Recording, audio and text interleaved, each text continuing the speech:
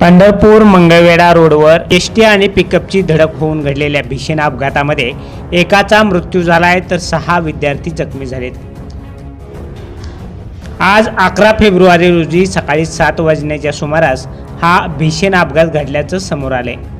मंगळवेढा आगाराची गुंजेगाव मंगळवेढा ही ST bus गुंजेगाववरून शाळकरी मुलांसह मिळत मंगळवेढाकडे येत असताना पंढरपूर रोडवरील सुग्रण हॉटेलजवळील पेट्रोल पंपासमोर आली होती।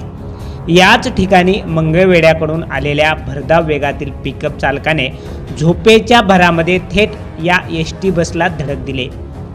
या धडकेमध्ये एसटीच्या समोरच्या बाजूचे नुकसान झालं असून एसटीचा चालक किरकोळ जखमी झालाय तर 6 शाळकरी विद्यार्थी जखमी झाल्याचं समजतंय। या अपघातामध्ये पिकअपचा चक्काचूर झालाय। या अपघातामध्ये पिकअप चालक अविनाश पुजारी यांचा जागीच मृत्यू झाल्याचं समजतंय। मंगळवेढा आगाराचे आगार व्यवस्थापक संजय भोसले यांनी तात्काळ घटनास्थळी भेट दिली होती। जखमींना मंगळवेढा येथील ग्रामीण रुग्णालयात दाखल करण्यात आले। पंढरपूर मंगळवेढा हा महामार्ग अलीकडच्या काळात अपघाताचा महामार्ग बनत आहे।